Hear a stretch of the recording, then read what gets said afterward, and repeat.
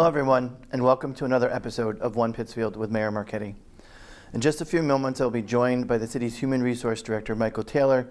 But first, as we normally do, I want to provide you with a few updates. In regards to community events and meetings, first, let's just kind of touch on the fiscal year 26 budget. As we get closer to submitting the budget, I've been meeting with all the department heads over the past couple weeks, reviewing their proposals and determining what the fiscal year 26 budget will look like. More details will be shared as we finalize this proposal, and we expect to share the budget with the City Council in the first meeting in May. I attended the monthly Mayor's Association meeting, which this year was hosted in Westfield, and we had a budget session from the MMA, and we were talking about how to navigate fiscal year 26 and beyond with all the federal uncertainty that we have facing us these days. I attended the 40 Under 40 award ceremony at Berkshire Community College, where Berkshire residents are recognized for their accomplishments to the community. I just want to give a shout out to 3 Pittsfield Public School employees that were among the 40 Under 40, Samantha Farella, Mary Morrison, and Latanya Morton. We here at City Hall hosted a session for the Black Share Leadership Accelerator Program, where several departments heads and I provided an overview of our work in municipal government to this year's cohort group. We also had great conversations around ways in which the city can help them with their business or their project. And so we talked with them everything from health department regulations to zoning regulations, the city clerk talking about what permits you may need to pull or what information you need. And it was a great session. There is a large group there looking to create their new project or their new business. I attended the Vietnam Veterans Memorial Day service at Park Square. This annual event is a way for us to recognize the men and women who served during Vietnam and honor their service to our country. And every year there is a theme that resonates well of all of our war heroes to come back to the country. The Vietnam veterans were neglected, and it's important for us to show our support anytime that we can. I attended the Trans Day of Visibility event at Wander and watched their new screening this year. And then I also joined the district attorney at Berkshire County Kids Place, and for a press conference, introducing a newly developed caregiver and school-based internet safety program that the district attorney is working on. And late last week, I traveled out to Boston to attend the Energy Transformation Advisory Board meeting, and I was selected as one of the mayors across the Commonwealth to serve on the board as we attempt to decarbonize the state by 2050, and Pittsfield has a peaker plant in it, so it's vital for Pittsfield to be represented in that advisory committee. Upcoming events, as it's now spring, even though the weather doesn't fully want to cooperate with us, we have many exciting events coming up in the next couple weeks. So you can join Berkshire Environmental Action Team for their Earth Day trash cleanup at Burbank Park on Saturday, April 19th at 9:30 a.m. That same day, you can also join the city for their 79th annual extravaganza hosted by Parks and Recreation. And that event starts at 10 a.m. on the Common. On Wednesday, April 23rd, which is during school vacation week, Parks and Recreation and Downtown Pittsfield, Inc. are hosting Celebrate Spring event at Anoto Lake Beach. Bring your pals and you can create your best sandcastle. The city's annual Arbor Day celebration will be held on Thursday, April 24th at noon at the United Church of Christ at 110 South Street. The spring cleanup at the Pittsfield Dog Park, located at 501 Lakeway Drive on Saturday, April 26th from 9 to 11:30. And as we get closer to the beginning of May, First Fridays of 5 will be back in for 2025 with the first event scheduled for Friday, May 2nd. To stay up to date on all these upcoming events and all year round events, make sure you follow us on Facebook and Instagram. As I do in every show, I'd like to do some business acknowledgements. And so first, congratulations to the Plant Connector, located at 46 West Street, that just recently celebrated their 1-year anniversary. Also, Face Frame Collective, located at 437 North Street, is also celebrating their 1-year anniversary and is hosting a celebration on Saturday, April 12th from 5 to 8 p.m. If your business or organization is celebrating a milestone or exciting news, we want to celebrate that with you on this show. And so you can email my office at mayorsoffice@cityofpittsfield.org with the details, as we'd like to be able to recognize you when we can. In terms of the council agenda, I've submitted several items for the April 8th City Council meeting, including some reappointments, and that is the reappointment of Alexandra Trask Goff to the Community Preservation Committee, Rhonda Sayre to the Ordinance Review Committee, and Brian Andrews to the Traffic Commission. Other items on the agenda is a grant in the amount of $865,000 from the Mass Department of Environmental Protections through the Natural Fish and Wildlife Foundation, Long Island Sound Futures Fund, and the Infrastructure Investment and Jobs Act for the city's ongoing effort to maintain ecological balance of the Housatonic River to meet the required nitrogen limits under the existing permit for the wastewater treatment plant. Also, we're requesting to transfer and appropriate $37,169.06 to address small deficits in several inactive special revenue and grant accounts. And lastly, a request to amend the ordinance that adds special municipal employee language to the Affordable Housing Trust Fund. Returning from committees is a couple items that either myself or other boards and commissions have returned, and one is a request to amend the animal control ordinance to change a couple things. One, the number of members that serves on the commission. Two, eliminating the requirement that a veterinarian has to serve. And three, the procedures for hearings and the frequency of meetings. And so we are creating a dangerous animal hearing commission that will hear the complaints rather than the full animal control commission. The Charter Review Committee, that's been busy working for almost the last 2 years, recently completed their analysis of the 2013 charter and made a series of recommendations to the City Council, including changes to the current requirements for charter objection and examination of the current terms of lengths and more. And that will be back before the full City Council. And lastly, the Median Safety Ordinance received a recommendation from members of the Ordinance and Rules Committee to file. This was my attempt to increase safety around some of our median strips. It will now be up to the full City Council to decide what they want to do with it, whether or not they want to come up with some other alternative or just file it altogether. And as I've said repeatedly, we live in a democracy, and I respect the democratic process. So whatever the members of the City Council so choose to do with that, we will accept whatever their decisions are. So now I'm done with my updates, and so I want to turn the conversation to Director Taylor. But before we get into your role and what you do, it's been our tradition to ask the department head to kind of introduce themselves. And one of the things I think is important for the community is they know who's working on their behalf in City Hall. So why don't you give a little bit of a background about yourself and how you became the Director of Human Resources? Yeah, sure. Well, first, Mayor, thank you for having me on. I know you've been interviewing the department heads. I'm not sure where you're at with that. I don't know if it's safe to say you've saved the best for last or not, but not my quite. colleagues might have something to say. We're not done. We're not done. So okay, all right, that's all right. But anyway, I'm Michael Taylor. I have been here since 2013. Prior to starting with the city, I worked in retail management, where some of my duties as a manager at that point had some HR responsibilities to them, like recruitment and performance management, employee relations. So that's kind of where I first started to get my experience with the HR field. And I was also doing some volunteer work as a career counselor with this program called Reconnect. That was umbrellaed under BCAC at the time. Again, that's back in 2012, I'd say. And so then, I was hired in 2013 by the city as the personnel technician. At that time, the department was still called the personnel department, and that position is now the HR specialist. And then in 2016, I was promoted and appointed to the position that I have now as director by former Mayor Tyre, and that's where we're at now, going on 12 years with the city. So your department really isn't very public facing. Why don't you share with folks what some of the responsibilities of the HR director is?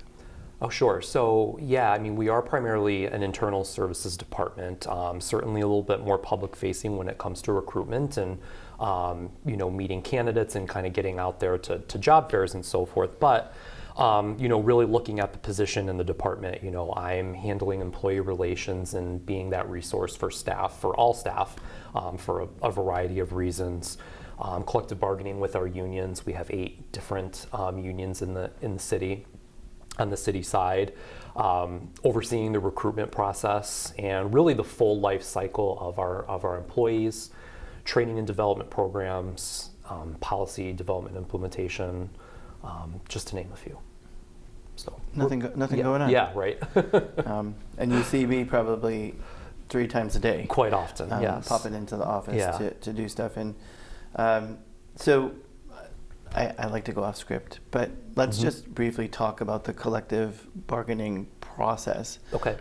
Since we have 8 unions all up at the same time, your job kind of ebbs and flows because for the next several months, that's all we'll be doing is negotiations. So just talk a little bit about that process.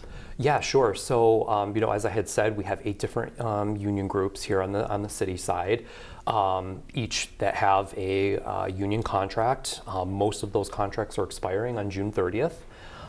So, it would be our goal and intent to settle those contracts by then. It doesn't always happen, but, we're definitely working hard, and, I think things are going really well. Just in terms of those meetings and the collaboration that's happening with those groups. But yeah, it's just a little bit of back and forth between the 2 sides, and finding the best compromises and getting a fair contract in place for all of these groups because they truly deserve it. So. And this is all new to me. I spent 35 years in the private sector that was non-unionized. Yeah. So coming in and having to settle down and start negotiating with all 8 unions at once is a bit of a large hill to climb, I think. And you've been through this process a number of times. So yeah, I'm going on my 4th cycle now. All of our contracts are in 3-year cycles, and now I'm already on my 4th one, which is crazy to think about. But yeah. And those meetings, we're getting it done. The meetings are interesting, and as it stands right now, I think there's been some really good back and forth. Absolutely. That they're looking for solutions of how do we make the city of Pittsfield a better place to work, and I think we share a lot of we sentiments. share those. Yes, absolutely. So besides contract negotiations, you have created programs and initiatives that benefit city employees. Let's talk about some of those programs that folks have. Sure. So, I'd like to think that my approach, when thinking of our programs or initiatives, are really centered around the overall well-being of our employees. So, looking at our wellness programs that we offer to staff, we look at that from a 360-degree viewpoint. So, we're offering. We really want to encourage employees to create healthier lifestyles and habits and so forth. So, our wellness programs are going to include things like stress management and nutritional workshops, fitness classes like yoga, Couch to 5K, and right now we're actually running a fiscal wellness program called Right on the Money. So that's helping employees in terms of like education on learning about personal budgets and car buying and retirement planning. So again, wellness programming looking at a 300-degree angle at all things, and so that's also usually available to an employee's family as well. So really extending that beyond just the actual employee, but also their families. Other things like looking at what our policies are around flexible work and succession planning, right? And so we have so many generations of workers right now in our workforce, all who have different needs, different concerns. And so we're trying to balance all of that when we look at our policies and things that we're offering. So, and then beyond that, certainly professional development opportunities, tuition reimbursement. We will work with employees who show interest in wanting to pursue different licenses for their jobs. I'll use the water department as an example. If we hire an employee and they have interest in obtaining their different treatment operating licenses, we'll help them, as long as it ties back to their employment track with us. And it really benefits us. Well, it really benefits everybody just in terms of retaining employees and then kind of closing that skills gap that might exist. And I'm trying to think from a department head standpoint. There's at least two of you that started not as a department head. I'm thinking of both you and Justine Dodds, and there are probably maybe a few others that came to work for the city, and through potential professional development, was able to move on and obtain, a directorship, or in some cases, if we went through the list, middle management positions absolutely. Within the organization. So once you get your foot in the door, there is an opportunity to advance with the right mindset. It takes some time. It does. And luckily we also have resources like the MMA, the Mass Municipal Association, who's constantly doing, webinars and professional development specific, to us in local government, the work that they're doing, because obviously that's very, kind of niche. And so to have that available to us, and so we can build that into an employee's succession planning. And one of the things that your department has been really working on is to create a workforce that really reflects our community. I think there's a couple things that you can talk about, and one is, what type of language incentives do we offer to some of our employees, but also how we can take an employee and work with the employee if there are potentially some disabilities that the employee has. How do we work in collaboration with that employee to first onboard them, and then secondly, help them succeed in their job? Yeah, absolutely. So, to your point of building the workforce so it's reflective of our community, that's been a goal of mine since day one, truly. So, to the policy that you mentioned, there's no doubt that our community is multilingual. We have a need. There's a need there to meet that. To meet those community members. So several years ago, I worked to create a policy, a bilingual proficiency policy. And that policy includes a financial incentive for employees who are bilingual and are willing to use that skill on the job, for whether it's for their own job or beyond that. So, as an example, if there's a bilingual employee, they may receive the stipend, and we may call them when we have a Spanish-speaking family that comes in the building and needs, assistance because they have questions about their bill or need help with getting a birth certificate. And it also works for translating our documents. So when I want my job postings for my department in Spanish, I can, send that to an employee. So we have put that in place because it's truly is invaluable, and it does cover 5 different languages. It covers Spanish, it covers Portuguese, Russian, French, and American Sign Language. So an employee, depending on where they may be with one of those 5 languages, is eligible to extra compensation to do that work.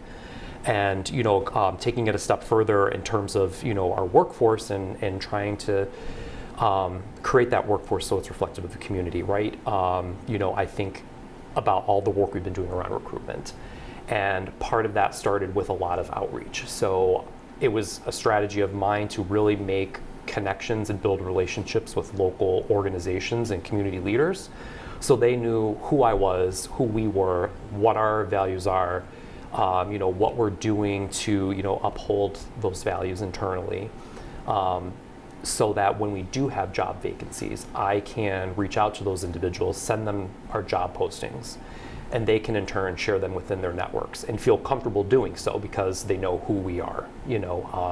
I wouldn't want to just blindly send them and then expect that they're going to, do that legwork for us without them knowing, what we're about. So that's been incredibly helpful in that process. And we're certainly using other traditional routes to fill vacancies like internet job boards and reaching out to industry-specific associations. For example, last year when we were hiring for a city planner, we reached out to various planning organizations and associations to try and target audiences to get the qualified candidates we needed.